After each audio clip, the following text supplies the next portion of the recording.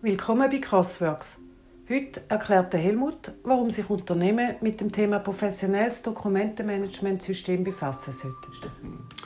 Dafür gibt es natürlich ganz verschiedene Gründe.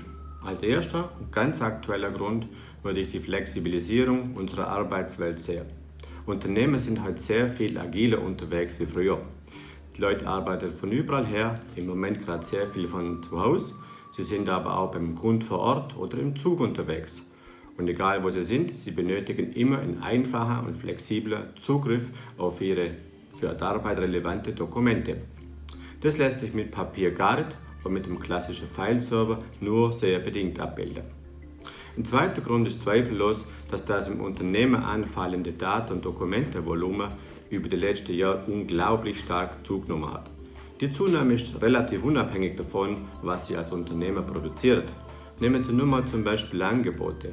Wie viele Varianten von einem Angebot müssen Sie heute für einen einzigen Abschluss machen? Bei größeren Angeboten schaffen dann schnell mal 3, 4, 5 Leute an einem einzigen Angebot.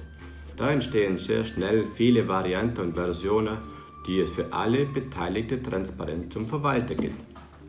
Und ein dritter Grund betrifft die Haftung. Unternehmer werden heute sehr viel stärker in die Verantwortung genommen als noch vor wenigen Jahren. Das zwingt Unternehmen dazu, Produkt und Prozess sehr viel besser und nachvollziehbarer zu dokumentieren als früher. Die dabei anfallenden Daten und Dokumente müssen, das ist von Branche zu Branche unterschiedlich, aber in Summe doch über einen relativ langen Zeitraum aufbewahrt und bei Bedarf zielgerichtet durchsucht werden können. Welche Aspekte adressiert ein Dokumentenmanagementsystem genau? Es gibt natürlich ganz unterschiedliche Ausprägungen, aber im Kern geht es immer um 4 Aspekte. Versionsmanagement. Wie damit die x Versionen von ein und demselben Dokument auseinanderhalten, wie man das handhaben.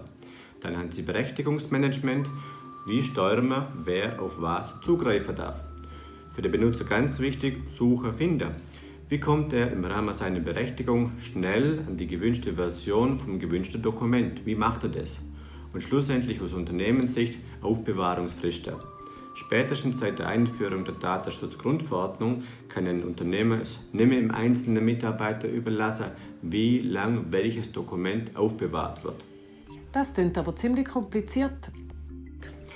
Jein. Es ist sicher so, dass die Einführung von einem DMS ein gewisses Umdenken beim Unternehmer und natürlich auch bei den Mitarbeitern erfordert. Mit unserem Angebot Swiss Content Cloud zeigen wir aber, dass DMS nicht kompliziert sein muss. Wir gehen bewusst einen etwas anderen Weg, wir verzichten ganz bewusst, soweit irgend möglich, auf Ordner und wir automatisieren, wo immer möglich, das Einbringen von Metadaten zu den Dokumenten, wo ein Benutzer ablegt. Wir freuen uns auf einen unverbindlichen Austausch zu Dokumentenmanagementsystemen. Rufen Sie uns an oder schreiben Sie eine E-Mail.